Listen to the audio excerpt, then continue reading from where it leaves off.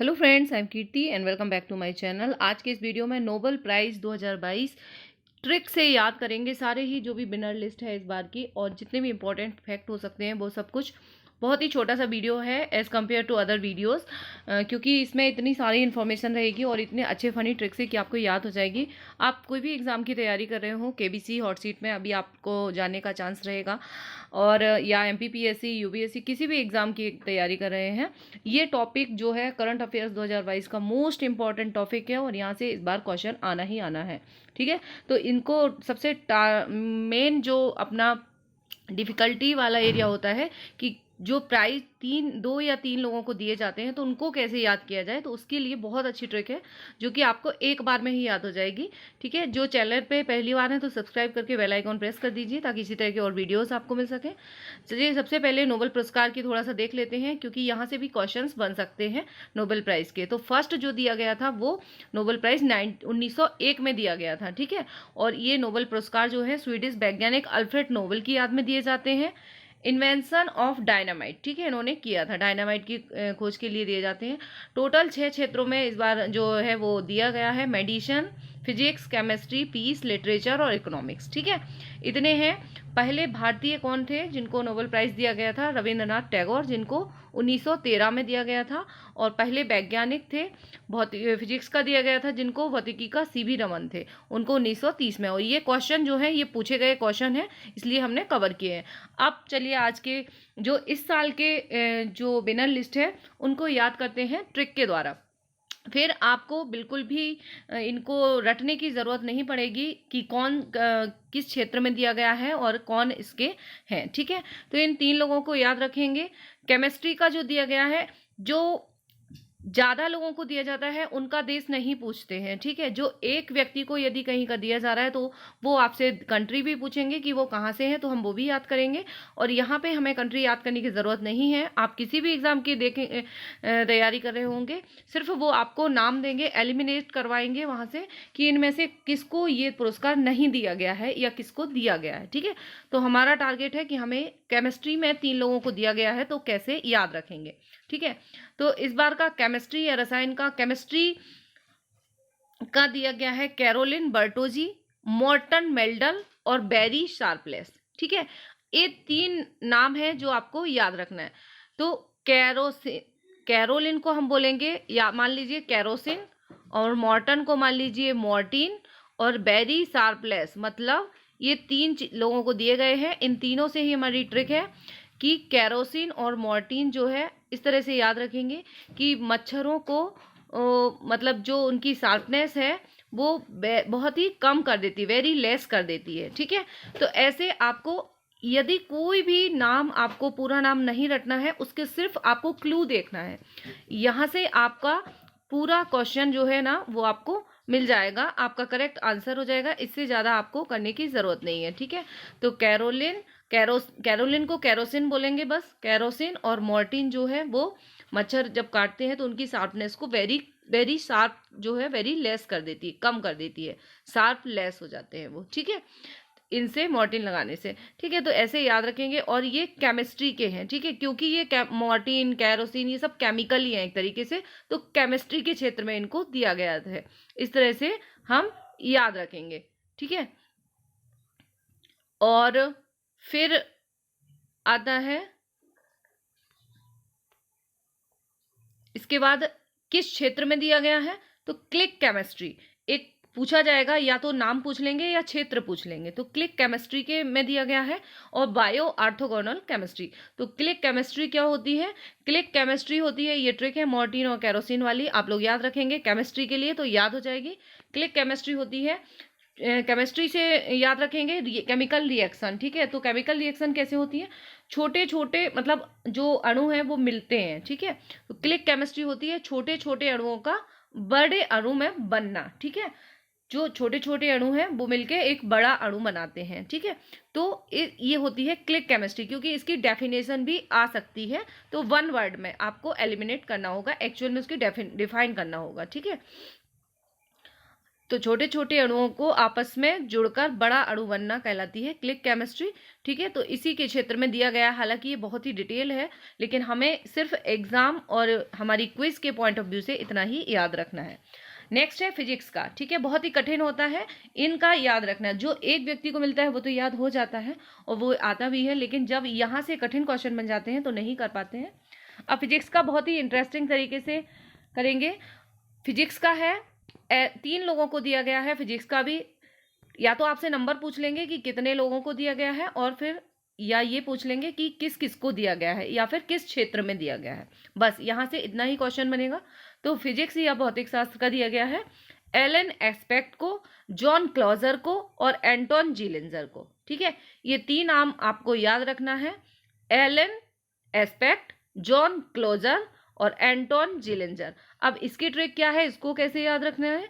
इसको याद रखेंगे एलन एस्पेक्ट का एलन ले लीजिए।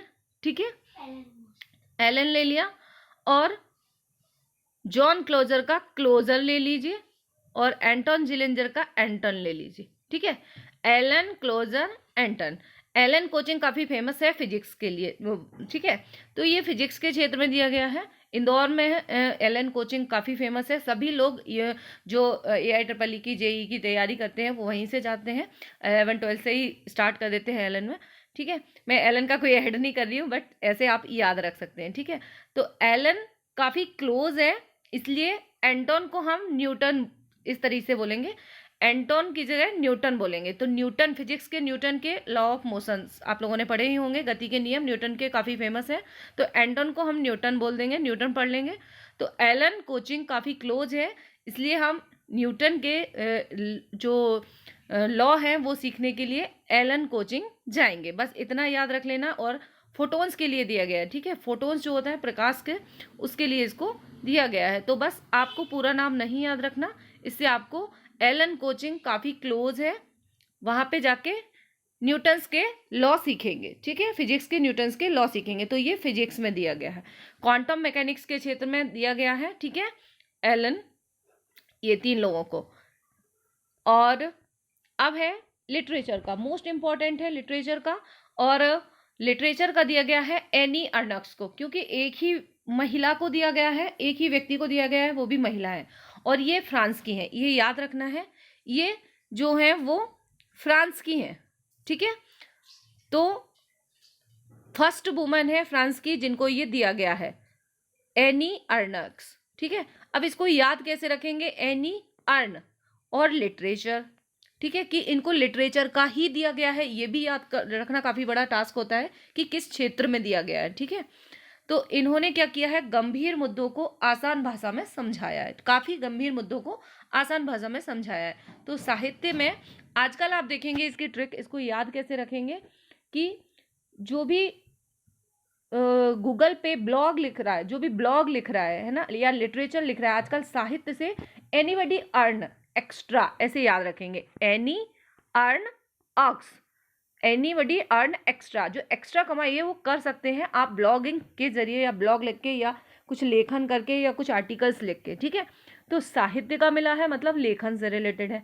एनी अर्न ऑक्स, इनका नाम आपको याद हो जाएगा। थोड़ा सा एनीबडी अर्न, बस इतना सा आएगा तो आपको नाम याद आ जाएगा, हाँ कोई एनी अर्न से रिलेटेड नाम है, और ये फ्रांस की है। ठीक है, ये काफ़ी इंपॉर्टेंट है, फ्रेंच वुमेन है, फर्स्ट फ्रेंच वुमेन है।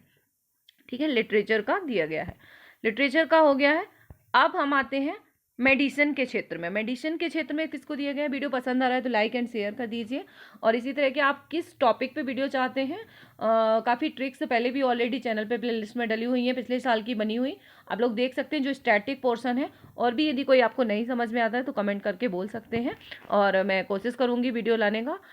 मेडिसिन का जो है, चिकित्सा का दिया गया है इस बार स्वांते पावो को। इनका नाम कैसे याद रखेंगे, और कैसे याद रखेंगे कि ये मेडिसिन के लिए ही दिया गया है? ठीक है, तो स्वांते पावो, ध्यान से सुनिएगा, स्वांते पावो, स्वांते को हम बोलेंगे शांति, ऐसे याद रखेंगे। पावो को मतलब होता है खाना, पाइए, पाना, है ना, ऐसा बोलते हैं ना, भोजन पाइए, प्रसादी पाइए, ऐसा बोलते हैं। तो शांति से पानिए। देखो, हेल्थ मेडिसिन मतलब चिकित्सा शास्त्र। ठीक है, तो स्वस्थ मानव के क्रमिक विकास पर खोज के लिए दिया गया है। एवोल्यूशन जो ये जेनेटिक्स से रिलेटेड है, ये स्वांते पावो जो है वो जीनोम की खोज की है इन्होंने, और जो कि मानव के ह्यूमन के एवोल्यूशन को दर्शाता है। ठीक है, इससे रिलेटेड इनकी खोज के लिए इनको ये दिया गया है। तो शांति से जो पाएगा या खाना खाएगा, ठीक है, शांति से खाइए या पाइए, ऐसे याद रखिए, स्वांते पावो। ठीक है, तो वो उसका विकास अच्छा रहेगा। ठीक है, विकास होगा उसके शरीर का अच्छा। ठीक है, और ये कहाँ के हैं, बस ये याद रखना है कि देखो अल्फ्रेड नोबेल कहाँ के थे, स्वीडन के, है ना, तो ये भी स्वीडन के हैं, स्वीडिश है ये। बस इतना सा याद रख लेना है इनका देश। बाकी जो 3 या 4 लोगों को मिलते हैं उनका देश याद रखने की जरूरत नहीं है, एक्स्ट्रा नॉलेज होता है जो कि हमें डिस्टर्ब करता है। ठीक है, जो कंपलसरी है, इंपॉर्टेंट है, वो उनका देश आप याद रख लेंगे। स्वीडन के हैं ये, ऐसे स्वीडन हो जाएगा, और स्वीडन के ही अल्फ्रेड नोबेल है, वहीं से दिया जाता है, इसलिए इससे भी आप याद रख सकते हैं। तो एक्स्ट्रा याद नहीं रखना है देश। ठीक है, ये हो गया। अब नेक्स्ट हमारा है Nobel peace prize, most important है नोबेल पीस प्राइज, और पीस प्राइज वाला वीडियो एक अलग से बना हुआ है। क्यों इंपॉर्टेंट है ये इसके 99% चांसेस हैं इस क्वेश्चन के आने के, नोबेल पीस प्राइज के, और इसका वीडियो ऑलरेडी बना है। और क्योंकि भारतीय जो हैं वो नॉमिनेट हुए थे, वो वीडियो भी आप लोग देख लीजिए तो आपको याद रहेगा। हालांकि उनको नोबेल प्राइज नहीं मिला है, बट नॉमिनेट हुए थे वो। ठीक है, कौन है क्या है इससे रिलेटेड वीडियो है तो आप देख सकते हैं, आपको मिल जाएगा, आप प्लेलिस्ट में जाएंगे करंट अफेयर्स की।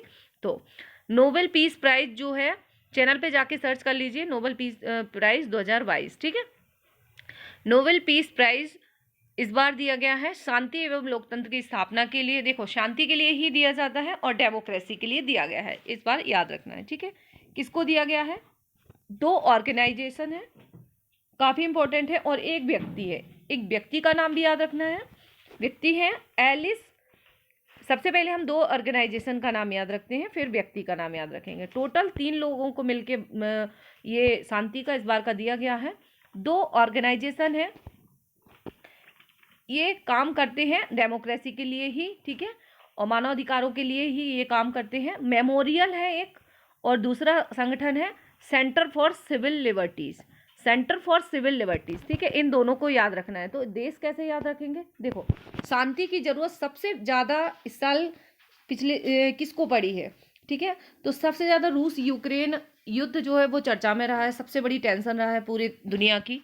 तो इन दोनों के ऑर्गेनाइजेशन को ही मिला है, एनजीओ को ही मिला है, क्योंकि इन लोगों ने बहुत अच्छा काम किया है वहाँ की जनता के लिए युद्ध के दौरान। ठीक है, तो मेमोरियल है रूस का, कैसे याद रखेंगे कि मेमोरियल रूस का है, और centre for civil liberties Ukraine का है, क्योंकि ये भी आपको आ जाएगा कि मेमोरियल जिसको हाल ही में शांति का नोबेल प्राइज दिया गया है किस देश का है। ठीक है, ये सेंटर फॉर, तो आपको ऐसे याद रखना है। देखो रूस का नाम छोटा है, रूस 2 वर्ड है, और मेमोरियल भी छोटा है नाम में।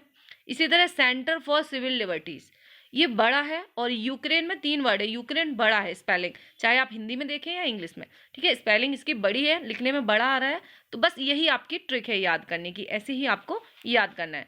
तो इन दोनों को मिला है सेंटर फॉर सिविल लिबर्टीज और मेमोरियल। ठीक है, ये मानवाधिकारों के लिए काम करने वाली संस्थाएं हैं, और एक व्यक्ति को भी साथ में दिया गया है। इन तीनों लोगों को मिलकर शांति का नोबेल प्राइज दिया गया है, एक व्यक्ति और 2 ऑर्गेनाइजेशन।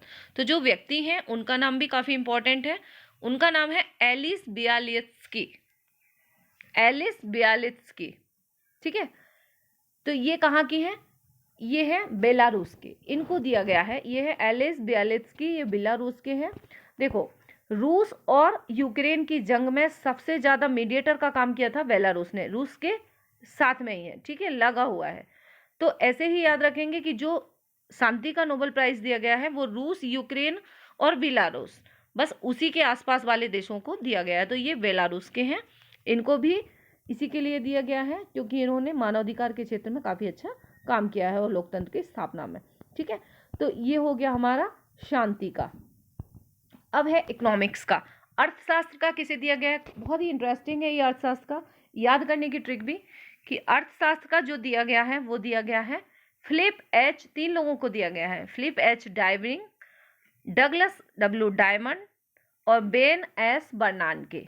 ठीक है। अब पूरे पूरे नाम याद नहीं होते हैं किसी को भी, और पूरे जो करता है वो गलत ही करके आता है, सही आंसर नहीं हो पाता है। ठीक है, तो इसका सिर्फ हम थोड़ा थोड़ा याद रखेंगे। यहां से ले लेंगे फ्लिप, देखो इसका हमने फ्लिप ले लिया, इसका हमने डायमंड ले लिया, इसका हमने वेन ले लिया, 3 लोगों को लिया है। तो इससे हमारी ट्रिक बन जाएगी। ठीक है, कैसी ट्रिक बनेगी? देखो अर्थशास्त्र है, इकोनॉमिक्स का दिया गया है, किसके लिए दिया गया है?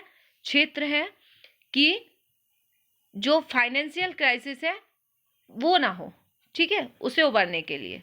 तो फाइनेंशियल क्राइसिस से रिलेटेड है, तो वो कब होगा कब नहीं होगा? देखो फाइनेंस है तो अर्थशास्त्र का है, इससे आपको समझ में आ रहा है। ठीक है, और नाम भी ऐसे हैं, फ्लिप को आप फ्लिपकार्ट कर दीजिए। ठीक है, जब भी आप कुछ शॉपिंग करते हैं तो फ्लिपकार्ट से करते हैं, अमेजन से करते हैं, है ना, तो यहाँ पे आप फ्लिपकार्ट याद रख लीजिए फ्लिप से। और यहाँ पे क्या है? डायमंड। ठीक है, और फ्लिपकार्ट से शॉपिंग पर डायमंड और ज्वेलरी वगैरह खरीदने पे बैन लगा दो। ठीक है, तभी जो है वो फाइनेंशियल जो क्राइसिस है वो कम कर पाएंगे। ठीक है, उस पर रिसर्च करने के लिए ये दिया गया है। तो फ्लिपकार्ट से डायमंड पर बैन लगा दो, ये तीनों से, इस सेंटेंस से आपको ये याद हो जाएगा। बैंक एवं फाइनेंशियल क्राइसिस के लिए रिसर्च के लिए इस साल का अर्थशास्त्र का या इकोनॉमिक्स का दिया गया है, इन 3 लोगों को दिया गया है। फ्लिपकार्ट से डायमंड और ज्वेलरी पर बैन लगाना है। ठीक है, ये हो गया। सारे ही हमने ट्रिक से याद किए। आपको ट्रिक कैसी लगी है कमेंट करके ज़रूर बताइए, कौन सी ट्रिक चाहते हैं। और कल जो है इसके बाद जो वीडियो आएगा, नेक्स्ट वीडियो, वो मिलेगा आपको मंथली करंट अफेयर्स का। अक्टूबर के most important current affairs question रहेंगे जो कि आपको अपकमिंग एग्जाम या क्विज में काफ़ी हेल्पफुल रहेंगे।